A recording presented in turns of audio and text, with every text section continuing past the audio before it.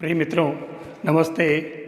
आज का जो टॉपिक है वो भी विज्ञान का ही है और विज्ञान का जो टॉपिक है इसके अंदर ये 8वीं और 9वीं और इसके अंदर कई जो मेन कॉन्सेप्ट है ये, और ये है मोल कॉन्सेप्ट यानी कि मोल अवधारणा। ये टॉपिक आपके रीट के एग्ज़ाम में जो सिलेबस दे रखा है विज्ञान का उसके अंदर क्लियर दे रखा है मोल कॉन्सेप्ट, और मोल कॉन्सेप्ट का एक क्वेश्चन आपके हर एग्ज़ाम में पूछा हुआ है। ठीक है, अब उसके अंदर कुछ खास चीज़ें हैं जो अगर हम ध्यान रख लें तो उसका एक सिंपल सा सवाल आता है और उसको हम सही कर सकते हैं। ये मोल कॉन्सेप्ट इसी एग्ज़ाम के लिए नहीं, ये अदर जो भी एग्ज़ाम्स है जैसे रेलवे हुए या अदर जो एग्ज़ाम्स है उसके अंदर भी जहाँ जहाँ साइंस का जनरल साइंस का जो पार्ट्स है उसके अंदर मोल कॉन्सेप्ट दे रखा है, क्योंकि ये लगभग 8वीं के लेवल पे आ जाता है, इसलिए ये हमारे लिए ज़रूरी हो जाता है और इम्पोर्टेंस रखता है। अगर आपको ये टॉपिक अच्छा लगे, मेरा कंटेंट अच्छा लगे, तो आप CMPC चैनल को ज़रूर सब्सक्राइब करें और आप इस वीडियो को लाइक करें, शेयर भी करें साथियों को, ताकि सभी को इसका फ़ायदा हो सके। क्योंकि आज जो मैंने ये टॉपिक लिया है, इस टॉपिक को एक बिल्कुल एवरेज और एवरेज से बिलो वाला स्टूडेंट भी इसके सवाल को एक 10 सेकेंड के अंदर इसको कर सके, मैंने ऐसी कोशिश की है। ज़्यादा लंबी चौड़ी बातें नहीं करके मैंने खास बात इसके अंदर ले ली है। तो लीजिए हम स्टार्ट करते हैं मोल कॉन्सेप्ट यानी कि मोल अवधारणा। सबसे पहली बात तो ये मोल अवधारणा जो टॉपिक है ये अमीडो आवोगाद्रो करके हैं, इंग्लिश में इसको एवोगेड्रो कहते हैं। तो अमीडो आवोगाद्रो ने ये कॉन्सेप्ट सबसे पहले प्रस्तावित किया है, ये ध्यान रखना। और इसी के नाम से इसने एक संख्या बताई है, आवोगाद्रो संख्या, जिसको जनरली A से लिखा जाता है। ये संख्या है खास तौर से 6.022 इंटू 10⁻23। हाँ, 6.022 इंटू 10⁻22। इसकी कोई यूनिट नहीं, ध्यान रखना। ये एक संख्या है, केवल एक संख्या है, ध्यान रखना।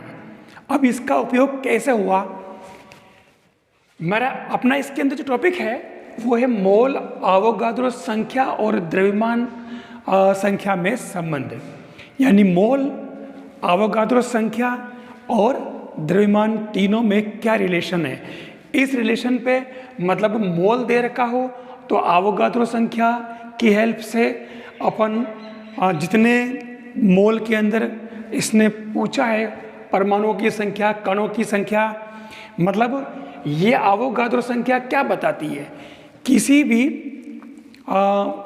मतलब परमाणुओं की संख्या, अणुओं की संख्या, आयनों की संख्या, ये तीनों एक ही बात है इसके लिए।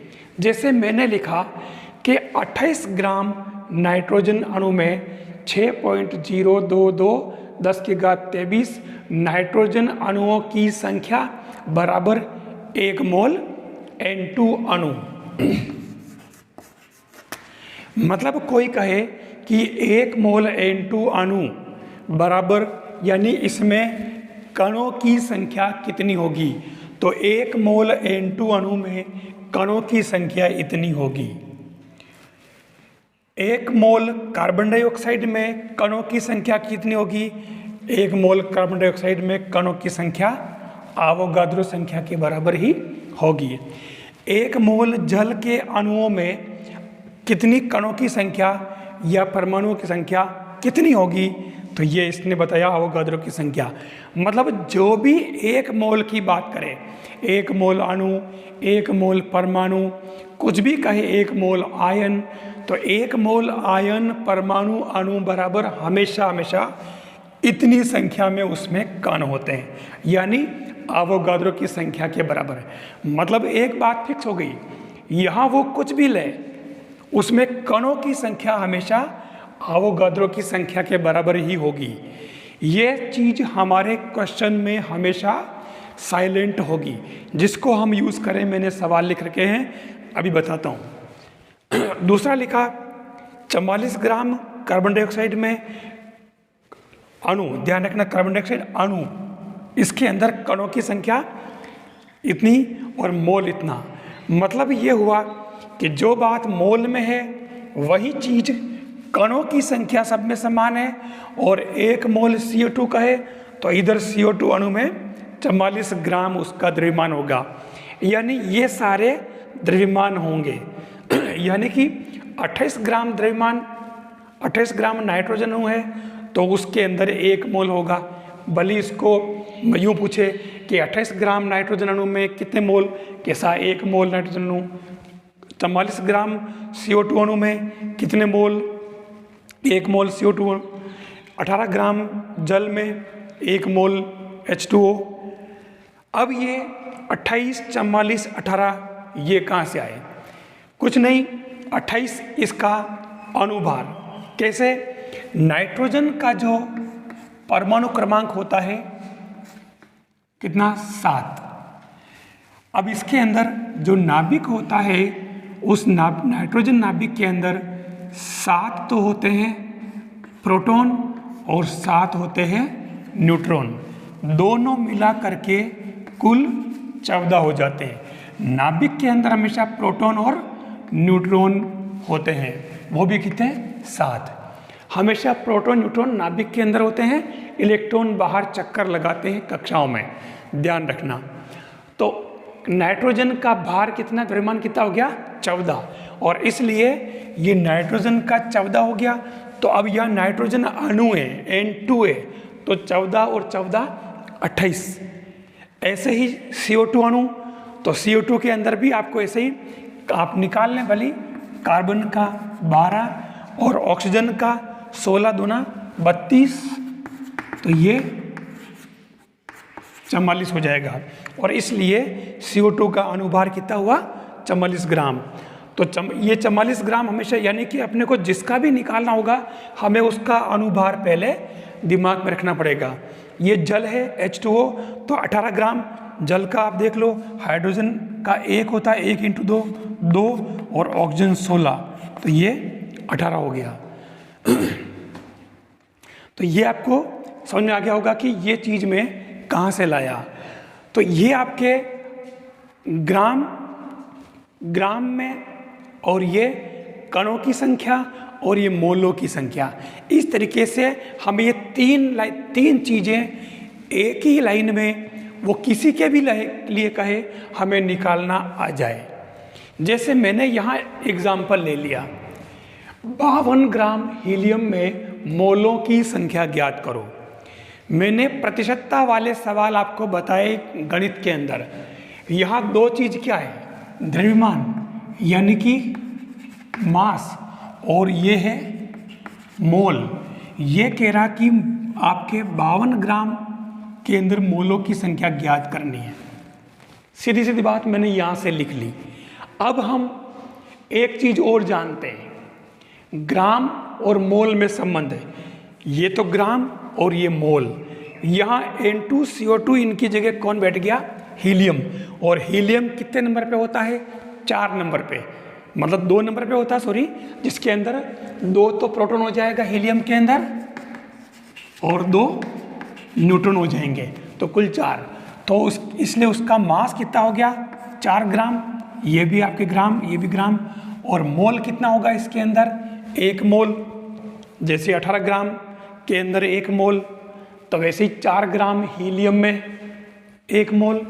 अब आपको ज्ञात क्या करना? जो ज्ञात करना है उस संख्या का आप डायरेक्ट भाग लगा दें।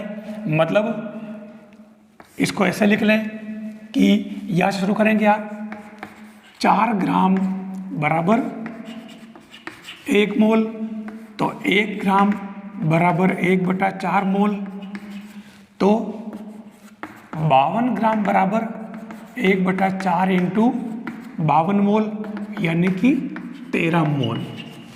ये इसका तरीका, जो मैथ्स वाला तरीका है, मैंने प्रतिशतता, समानुपात, अनुपात और जो अपने लाभ हानि, इन तीनों में इस पैटर्न को ब्रॉड लेवल पे उपयोग में किया है। आप CMPC बाई KLP सर के नाम से चैनल को सर्च करें और उसमें लाभ हानि वाला कॉन्सेप्ट देखें। आपको भले लाभ हानि वाला, भले आप प्रतिशतता वाला, किसी के अंदर भी देख लें, आपको ये मिल जाएगा। अब हम चलते हैं दूसरे के अंदर।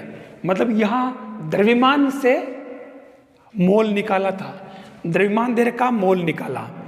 यहाँ हीलियम ही लिया है, यहाँ 12.044 परमाणुओं में, मतलब ये कणों की संख्या है हीलियम के। तो ये यहाँ पर आपको लिख दो कण किसके, हीलियम के, और उधर मोल। ठीक है, यानी इसने कहा कि 12.044 इंटू 10 है ना, सॉरी ये इंटू 23 है, ध्यान रखना, ये मैं लिखना भूल गया था।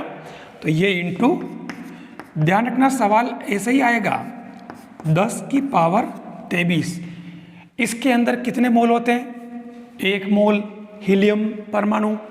अब इसके अंदर इसी का संबंध अपन कण और मोल लें।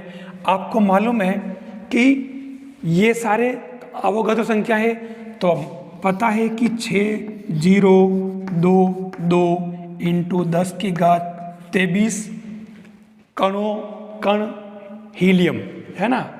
तो ये हीलियम जो है उसमें कितने मोल होंगे आपके, ये आपके कितना हो रहा है हीलियम में, 1 मोल। सीधी सी बात, ये यहाँ तो ज्ञात करना आपको, देखो सॉरी है ना, यहाँ ज्ञात करना, ये आपके 1 मोल है, क्लियर लिखा आपको मतलब सब में, देखो 1 मोल है ये, जो भी लिया जाएगा इधर ये अवोगाद्रो संख्या उसके बराबर 1 मोल होता है। तो ये अवोगाद्रो संख्या ले ली कण में और इधर 1 मोल कर दिया। बिल्कुल एकदम सिंपल काम, जो चीज़ मैंने यहाँ पकड़ी वैसे यहाँ ले ली। ठीक है, ये तो अपने ज्ञात करना, मैंने 1 लिख दिया था, रॉन्ग हो गया, गलत यहाँ पे।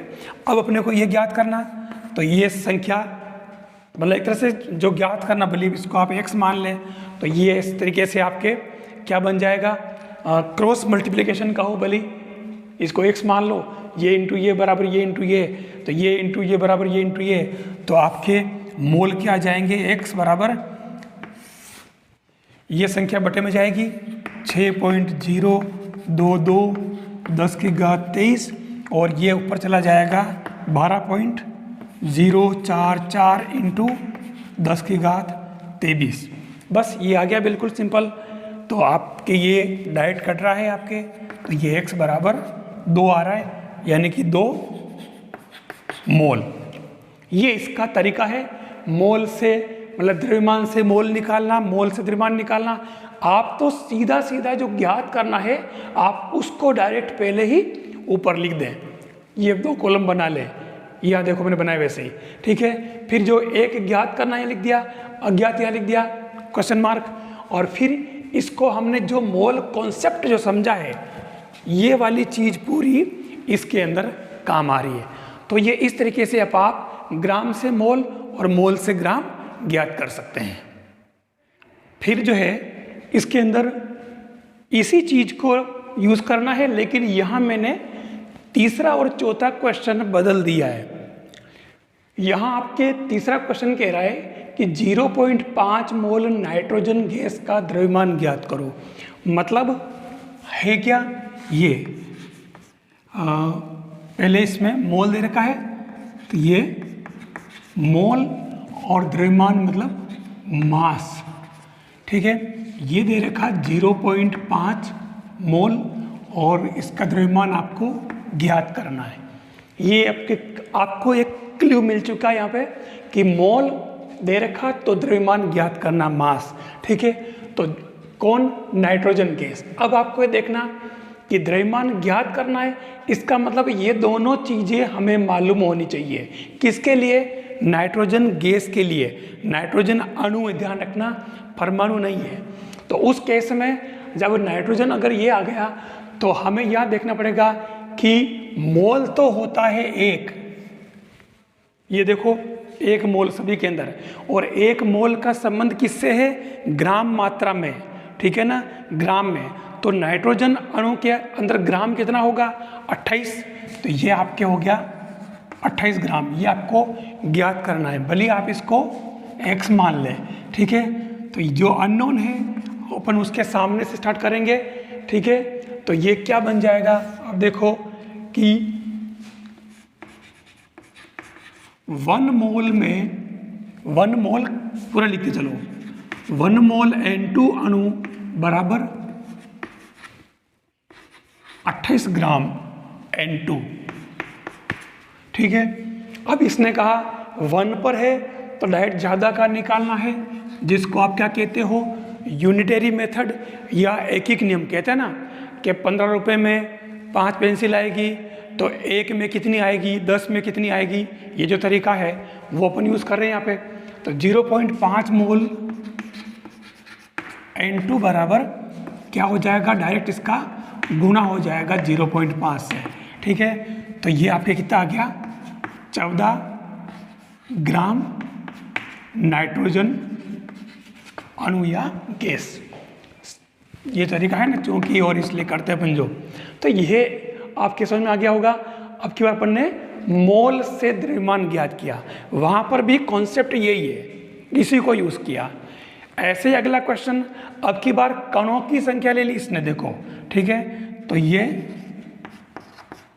कण या परमाणु, अणु, आयन, कण, परमाणु, अणु या आयन सभी एक ही बात है, ठीक है। कणों की संख्या और इधर क्या पूछा, द्रव्यमान पूछा, यानी कि मास। तो कणों की संख्या जब इसने दे रखी है 3.011 10⁻23, तो उस समय मास अपने को ज्ञात करना, जिसको अपन x मान लेते हैं। अब कौन है, नाइट्रोजन परमाणु। यहाँ नाइट्रोजन अणु था, यहाँ आपके परमाणु, ठीक है। लेकिन यहाँ आपको अगर पता हो तो ये जो सिस्टम है, ठीक है ना, तो इसमें क्या हो जाएगा, कणों की संख्या जब इसके अंदर 6.022 10⁻23 होती है, उस समय मास कितना होता है इसका, 14 ग्राम, ये बता रखा। N2 के अंदर अगर 28 है तो सिंगल, मतलब N2 अणु में 28 है तो सिंगल परमाणु में कितना हो जाएगा, उसका आधा, तो ये 14 ग्राम कर दिया। अब आपको जो अननोन है उसके सामने से स्टार्ट करेंगे, तो भले आप इसको वज्र गुणा समझो, कुछ भी मानो, तो ये आपके क्या हो जाएगा, x बराबर ये संख्या, ये इंटू ये होगा, ऊपर चलेगा 3.0 और 0 और क्या दे रखा 11 इंटू 10⁻20 और इंटू 14/6.022 10⁻23। ये इसका सिस्टम हो जाएगा। एकदम आप सिस्टम देख ले, बिल्कुल सिंपल सा काम है। ये इससे पूरा कट गया, मतलब 2 बार कट गया ये, और इस 2 से ये 7 बार, तो आपके ये x आ गया 7, क्या आएगा, ग्राम नाइट्रोजन परमाणु। ये इस तरीके से आपको एक सिस्टम बनाना सीख लेना कि जो ज्ञात करना है और जो दे रखा है, उन दोनों से आप स्टार्ट कर लें। ये सवाल से लिखा और ये हमारा मोल कॉन्सेप्ट वाली बात से लिखी। ऐसे ही यहाँ पर भी ये दोनों चीज़ें ऊपर की हमने सवाल से लिखी, ये कणों की संख्या दे रखी, ये ज्ञात करना था, और ये जो चीज़ लिखी अपन ने इसी के नीचे मास 14, कब, जब कण इतने अवगाद्रो संख्या के बराबर। तो आप आराम से, क्योंकि ये पूरा आपका ये कॉन्सेप्ट है और इससे अपन ने ये x निकाल लिया। तो अब आपको ये समझ में आ गया होगा कि मोल से अणुओं की संख्या ज्ञात करना या अणुओं से ग्राम में मात्रा ज्ञात करना या उल्टा ग्राम से इधर चलना, सब कुछ 3 दे रखे हैं।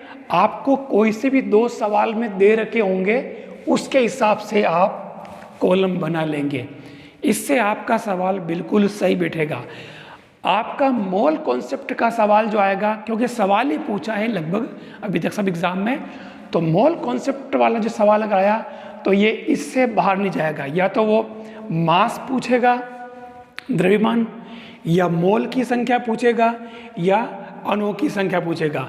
मैंने इन तीनों के लिए एक एग्जाम्पल आपको करवा दिए हैं, तो इनको आप आराम से कर सकते हो। अब किसका नंबर, अब आपकी प्रैक्टिस का नंबर कि ये मोल कॉन्सेप्ट से संबंधित क्वेश्चन आपको कितने समझ में आए। मैंने कुछ क्वेश्चन डाले हैं फॉर प्रैक्टिस। क्वेश्चन फर्स्ट है, 4 मोल एल्यूमिनियम परमाणु का द्रव्यमान ज्ञात कीजिए। यहाँ मोल दे रखा है, मास ज्ञात करना है, तो कॉलम किसके बनेंगे, मोल और मास के, और फिर इसके अंदर से कॉन्सेप्ट लेना पड़ेगा। एल्यूमिनियम का जो होता है परमाणु द्रव्यमान, ध्यान रखना 13 नंबर उसका परमाणु क्रमांक है, तो 13 दूना 26 और 1 27, 27 इसका परमाणु भार होगा, ध्यान रखना, ठीक है। 27 लिखें आप इसके अंदर सुविधा के लिए। फिर 10 मोल सोडियम क्लोराइड का द्रव्यमान ज्ञात करो। यहाँ पर भी मोल को मास के अंदर कन्वर्ट करना है। फिर तीसरा क्वेश्चन, कन्वर्ट